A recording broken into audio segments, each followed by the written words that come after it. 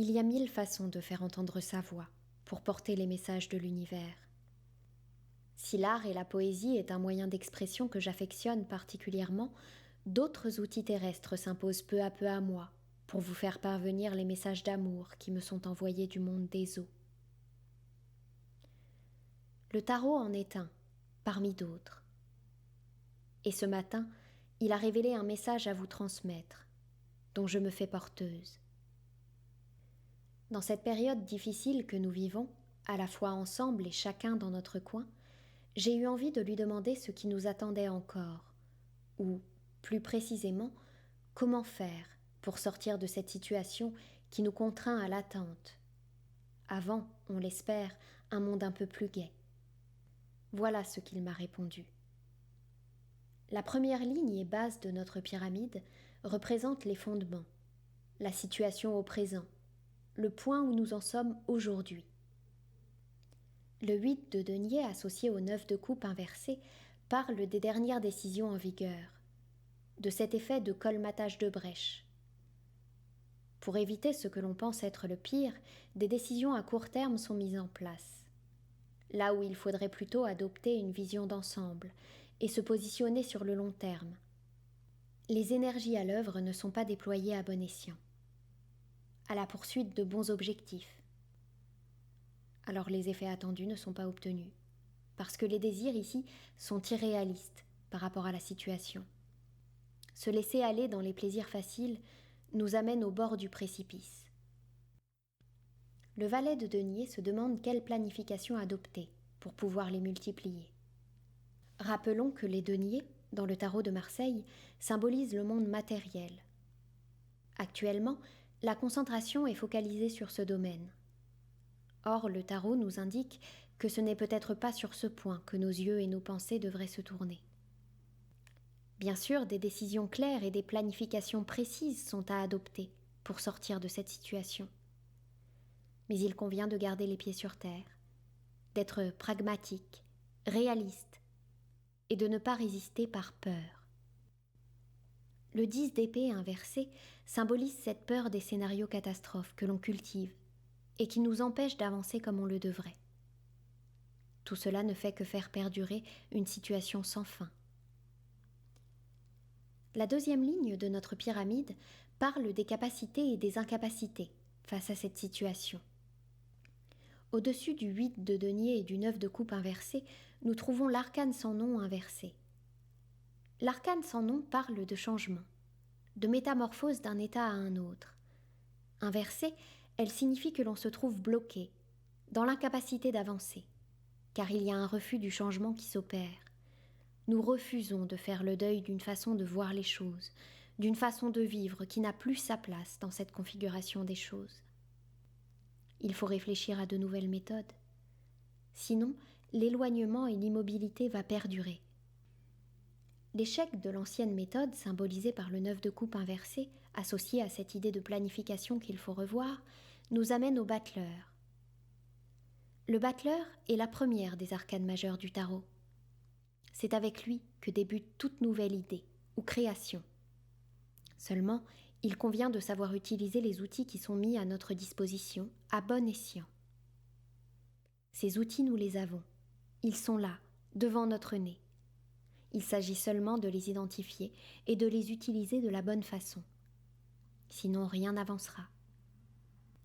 Nous sommes ici en capacité d'avancer, de construire quelque chose de neuf. Il faut se défaire de la peur et de toutes les choses inutiles qui nous pèsent et nous ralentissent dans notre progression. La situation, telle que nous la connaissons, est inédite. Elle nécessite de se couper de l'ego, une fois pour toutes, pour élever son point de vue et les actions qui vont en découler. La peur de perdre ce que l'on a nous amène au 8 de coupe inversé, c'est-à-dire à la confusion intérieure. C'est l'incapacité de bouger et de réfléchir. Le battleur nous indique que nous avons les outils et la capacité de s'en servir, mais notre peur nous sclérose. Il y a trop de choix face à nous, trop de décisions, trop de choses à perdre encore. Le 8 de coupe inversé évoque la nécessité de sortir de cette situation catastrophique, mais de l'incapacité d'en sortir, d'abandonner ce qui est en cours. Alors la fuite est privilégiée à l'action. La troisième ligne de notre pyramide parle des actions futures. Le fait de refuser le changement, associé à cette énergie de commencement qu'est le battleur, nous mène au 7 de bâton. Il s'agit là d'une carte transportant une forte énergie. Il faut agir maintenant et faire un vrai choix. Elle évoque un peu la même idée que l'arcane majeure du chariot, qui transporte la manifestation de la loi universelle, l'action purificatrice. Jusque-là, le tirage pris sur un premier niveau de lecture pourrait évoquer la gestion de la crise par le gouvernement. Et il l'évoque. Il parle des dernières décisions prises dans un souci de compromission et de sauvegarder maladroitement ce qu'il reste d'une économie fragilisée. Des décisions qui s'avèrent peu efficaces face à la pandémie et aux chiffres qui augmentent, qui s'avèrent également peu efficaces dans la sauvegarde de l'économie, puisqu'elles ne sont que l'illusion d'une liberté que l'on ne retrouve que partiellement, et qui, en aucun cas, ne viendra éponger les pertes subies jusqu'alors.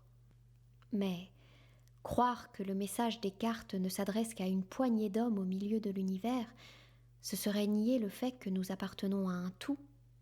Ce serait s'infantiliser nous-mêmes, en se dédouanant de notre responsabilité face à ce monde et ce qu'il devient. Car nous vivons tous sur la même planète, et la plus petite action de chacun participe au bien commun, comme au mal. C'est ce que nous dit ce 7 de bâton, associé à l'arcane du monde. Nous sommes tous pris dans une bataille au sein de laquelle nous avons tous notre responsabilité, et qu'il faudra mener jusqu'au bout, car, quelque part, ne l'avons-nous pas provoqué cette bataille, d'une certaine manière ? L'univers, la nature que nous nous sommes amusés à modifier, à renier, aujourd'hui se révolte, et nous lance un immense défi, celui de conserver notre position au sein de ce monde. Individuellement, collectivement, nous avons tous, tel le battleur, des outils dans notre besace pour recommencer sur de meilleurs fondements. Il nous faut les identifier et défendre nos idées pour les utiliser de la meilleure façon possible. Dans cette bataille, comme dans toutes les autres, il y a et il y aura malheureusement encore des pertes. Il ne tient qu'à nous qu'elles ne soient pas vaines.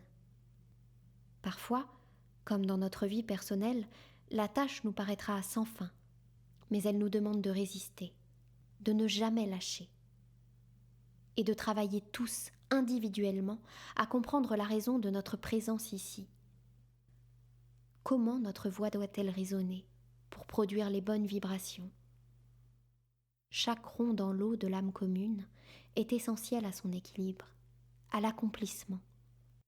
Nous devons tous nous interroger sur le résultat de ce que nous avons fait et de ce que nous faisons au quotidien, sur l'endroit où nous mènent nos actions, sur ce qui nous enferme et ce qui nous épanouit.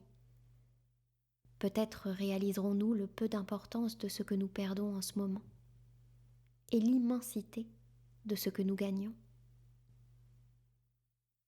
Au sommet de notre pyramide se trouve le 3 de denier. Il véhicule l'idée que toute association mène à la création, à la naissance d'autre chose. Il nous enseigne l'importance de se rassembler, de constituer une équipe qui fonctionne pour avancer. Ce conseil semble pertinent, car malheureusement, il semblerait que dans la situation présente, nous prenions le chemin inverse. La tendance actuelle est plutôt à la division.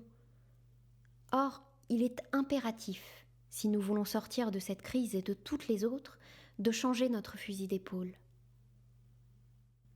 J'ai donc tiré 4 cartes supplémentaires à côté de ma pyramide pour préciser le message. En premier lieu est tombé l'as de bâton, l'énergie créatrice au début de toute chose. Le bâton dressé symbolise l'énergie sexuelle. Comment ne pas y voir évidemment le symbole phallique ? Toutefois, celui-ci s'élargit à son sommet et se termine en creux, ce qui évoque davantage le sexe féminin. Ce que nous dit cette carte, c'est que l'énergie créatrice est androgyne. elle est le juste mélange entre féminité et masculinité. Elle est yin et yang. C'est ainsi qu'elle peuple l'univers. Le message de l'as de bâton, c'est l'appel du futur, auquel il nous est demandé de répondre présent. Ensuite, nous apparaît l'as de denier. Le lotus au centre du denier, avec ses 4 pétales, symbole des 4 éléments, représente la conscience. Le diamant brut qui surgit au milieu de la matière. Il apparaît ici comme la conscience collective. Une fois de plus, on nous rappelle que chaque pensée produit un acte, qui agit et devient vérité au sein de cette conscience. Nos pensées sont précieuses. Elles peuvent se matérialiser et changer le monde si nous y accordons de l'importance.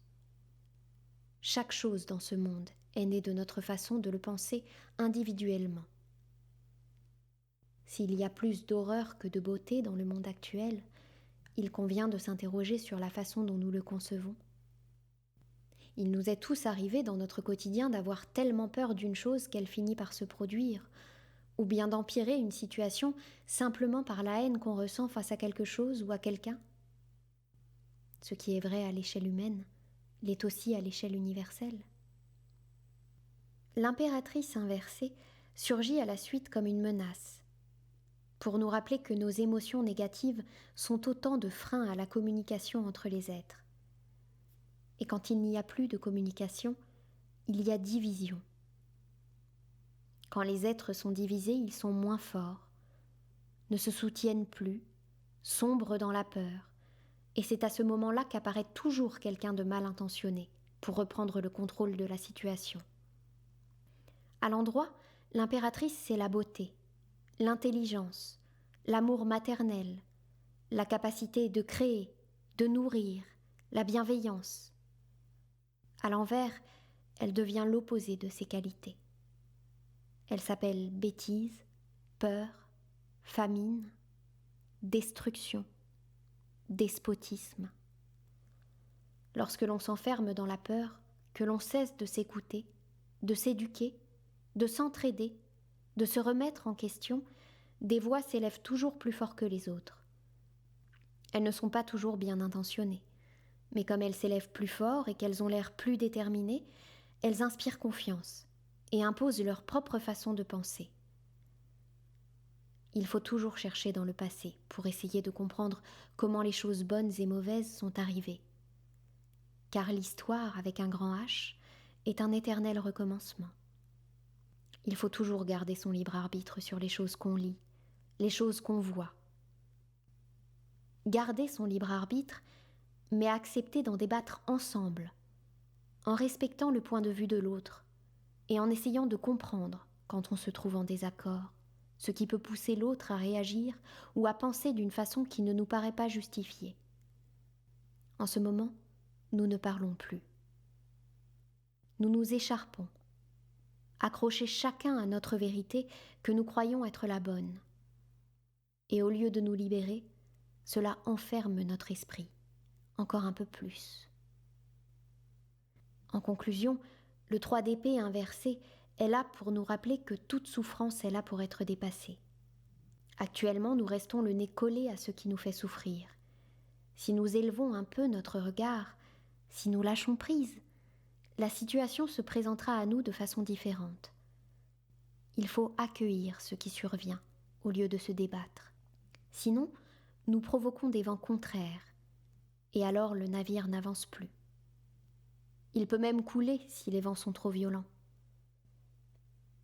Lorsque nous aurons suffisamment lâché prise, nous pourrons agir en gardant la tête froide, libérés de nos émotions négatives, telle la reine de bâton. C'est ainsi que nous serons les plus efficaces, et que nos désirs, les vrais, les plus importants, pourront se réaliser.